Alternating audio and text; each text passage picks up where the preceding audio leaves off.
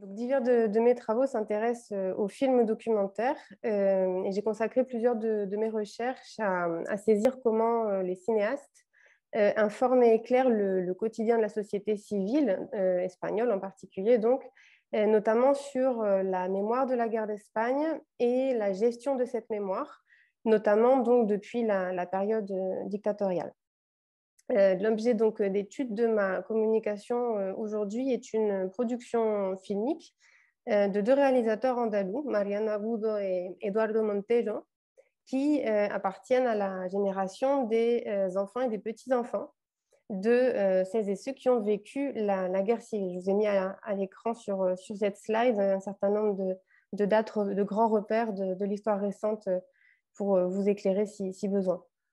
Le film que je me propose donc de traiter aujourd'hui s'intitule Presos del Silencio, qui signifie en espagnol prisonnier du silence. Et ce film documente une réalité de l'époque peu traitée, en réalité, à savoir le système concentrationnaire et le travail forcé qui avait été organisé dans les prisons franquistes. Depuis la fin du XXe siècle, la question de la mémoire de la guerre civile en Espagne, en particulier la mémoire des victimes du camp républicain, a acquis une certaine force. On peut même parler d'un boom de la mémoire. Et cette réalité, nous sommes toutes récentes, puisqu'on peut situer à environ à la toute fin du XXe siècle, et particulièrement au début du XXIe siècle, est le résultat d'une confluence de plusieurs circonstances, circonstances sociales, générationnelles, culturelles et politiques, que je souhaiterais donc faire dialoguer avec les problématiques du colloque d'aujourd'hui.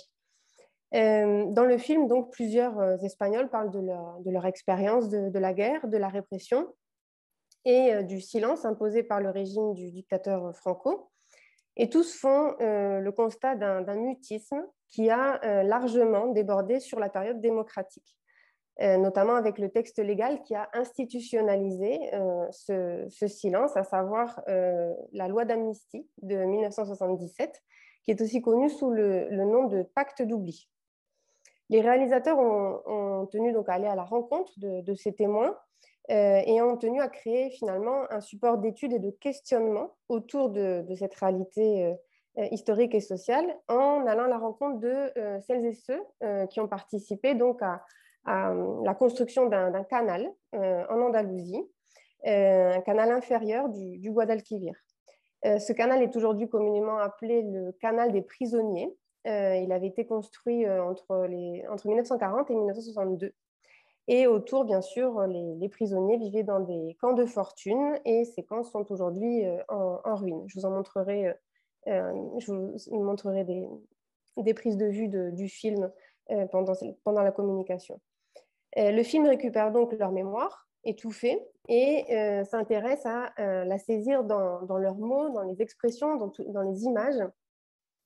Et les réalisateurs se sont intéressés donc aux transformations du paysage actuel, à savoir donc les bâtiments qui se détruisent, mais aussi par rapport aux politiques publiques qui cherchent justement à patrimonialiser ces ruines et l'impact qu'a tout ce processus sur la société civile.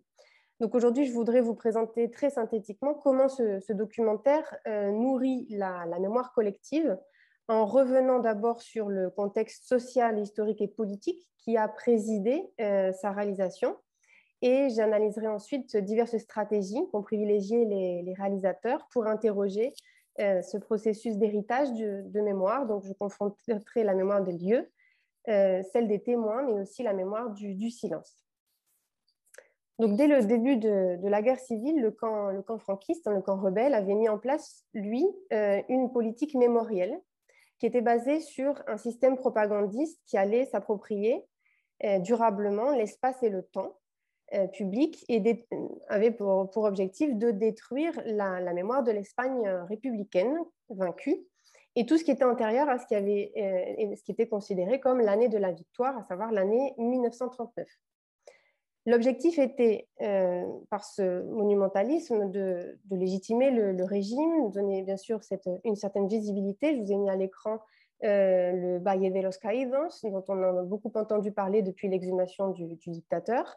Et cette architecture monumentale était utilisée comme instrument de domination, je vous disais, au même titre que la nominalisation nouvelle. Je vous ai mis donc ici à l'écran un certain nombre de rues qui portent encore les noms des généraux qui ont permis la victoire justement donc des franquistes. Ce sont des rues que l'on peut toujours trouver aujourd'hui en Espagne.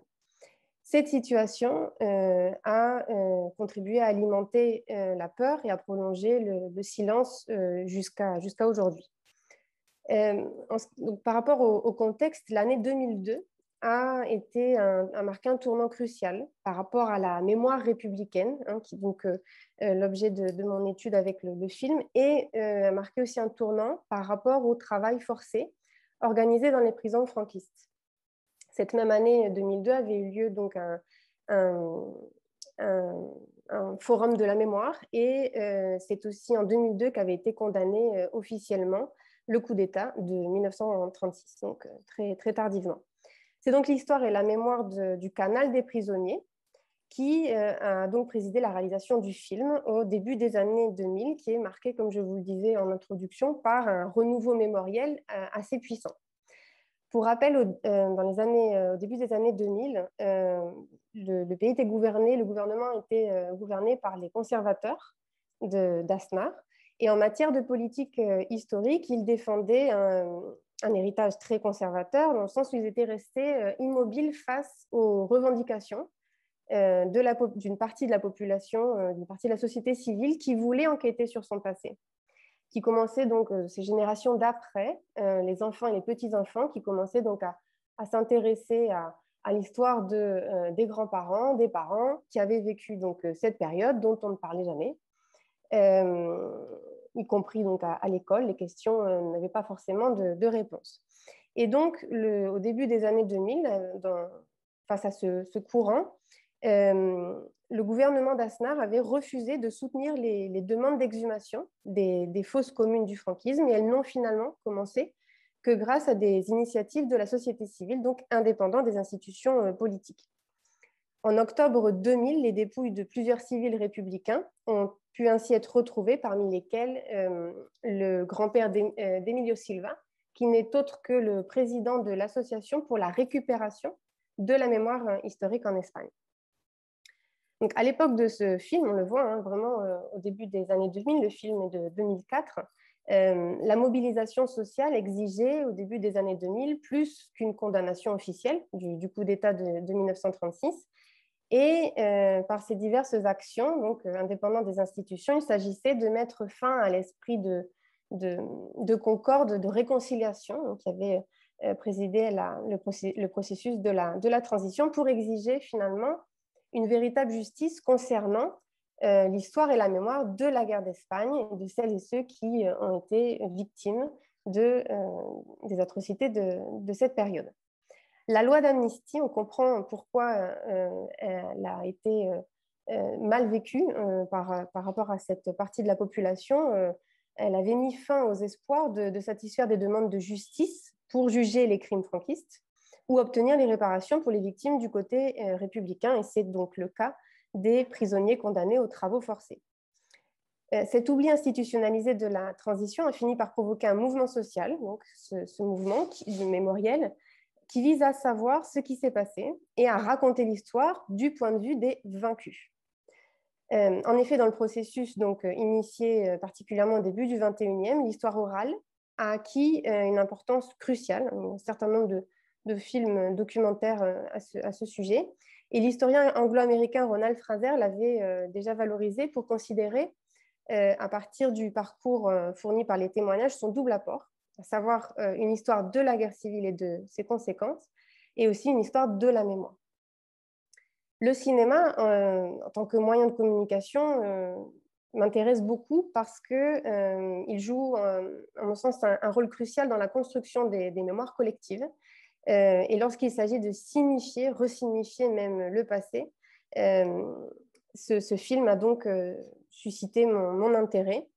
Les camps de concentration qui y apparaissent restent aujourd'hui peu traités, dans les recherches actuelles. Et je vous propose donc d'interroger la mémoire officielle, comment apparaît cette mémoire officielle franquiste et la mémoire des vaincus.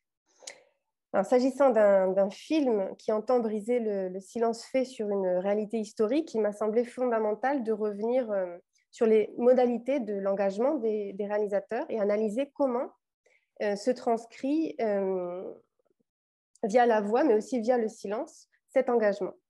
Je me suis donc intéressée aux modalités d'insertion du silence dans le film et la signification de ces combinaisons avec les voix dans les multiples trames du film.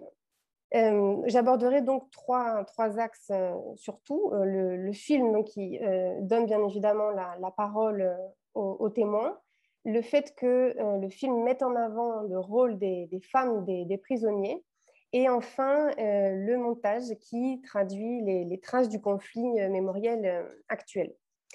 Donc le film, je le disais, est une initiative de sauvegarde nécessaire et urgente, hein, du fait de l'âge d'ailleurs de certains témoins, dans un contexte de patrimonialisation et de compréhension de l'histoire. On comprend bien les enjeux. Ces témoins apparaissent dans deux catégories d'espaces, privé et public. Ce qui est assez surprenant, c'est que dans tout le film, l'espace clos privé est présenté comme un espace de liberté, alors que l'espace public ouvert est présenté comme son antithèse. Donc, chaque témoin, sur les lieux mêmes où se sont déroulés les événements, présente sa perception donc, de ces lieux de mémoire. Et ce qui est un processus qui a été intéressant, je trouve, tout au long du documentaire, c'est le fait qu'à aucun moment du film, vous voyez, je vous ai mis un certain nombre de témoins, n'apparaissent les noms de ces témoins. Ces noms n'apparaissent qu'à la fin du documentaire, donc on a une sorte d'anonymat qui est rompu donc à la fin avec la restitution des noms au moyen d'une photographie pour chacun de ces témoins. Et j'ai comparé ce processus avec le processus d'identification mené en même temps avec les fosses communes et comment finalement gérer ultérieurement l'identification de ces sites et des fosses communes. Durant tout le film, les hommes et les femmes qui interviennent opposent dans leur discours deux mémoires, une mémoire officielle et une mémoire familiale. Alors, je rejoins ce qu'avait évoqué Claudia dans sa première communication. Et les témoignages des hommes, de façon générale, apportent des éléments factuels sur l'histoire des colonies pénitentiaires. Et les femmes, quant à elles, racontent leur ancienne vie, faite de souffrance, de solitude, de silence. Et leurs confessions sur la vie quotidienne apparaissent finalement comme un acte politique de revendication de leur rôle à l'époque. Elles rendent compte de l'impact de la répression au quotidien. Et ce qui est très choquant, c'est le fait qu'elles n'étaient pas emprisonnées. Et pourtant, elles se sont emprisonnées dans leur propre maison, dans le silence qui est rompu grâce à ces entretiens menés avec les réalisateurs. Et l'inclusion de la voix féminine, dès le début du film, préexistant à l'image d'ailleurs, vise à mettre en relief le rôle de toutes ces femmes dans l'arrière-garde. Et les réalisateurs ont d'ailleurs utilisé à maintes reprises le fondu enchaîné. Et il me semble que le premier fondu enchaîné du film transcrit cette sortie de l'ombre finalement pour mettre en lumière le rôle de toutes ces femmes. Je vous ai mis donc à l'écran ce que déclare l'une des témoins, que les femmes des prisonniers, c'est voilà un sujet dont on n'a pas parlé. En ce qui concerne donc le montage, ce sera le dernier point que j'aborderai. Le film donc alterne entre les séquences qui ont été tournées par les réalisateurs, bien sûr, mais alterne aussi avec des images, ce que l'on appelait le nodo. Ce sont des petites actualités documentaires qui étaient diffusées avant la projection d'un film. Et donc, finalement, le documentaire alterne entre la mémoire officielle et la mémoire de ces témoins et de toutes ces familles. Ce qui m'a intéressée, comme je vous disais au début, par rapport donc, au son et au silence, c'est que ces documents donc, sont bien sonores dans le documentaire. La musique a joué un rôle important dans la propagande franquiste pour légitimer le régime. Et un des témoignages m'a interpellée car plusieurs témoins se souviennent parfaitement de ces chants, franquistes et malgré tout déclarent qu'ils n'étaient pas prisonniers du silence car assez malicieusement, ils parvenaient à trouver des sonorités qui étaient très semblables au chant original pour se moquer, essayer donc de prendre un peu de liberté, comme ils expliquaient là où le peu qui leur restait.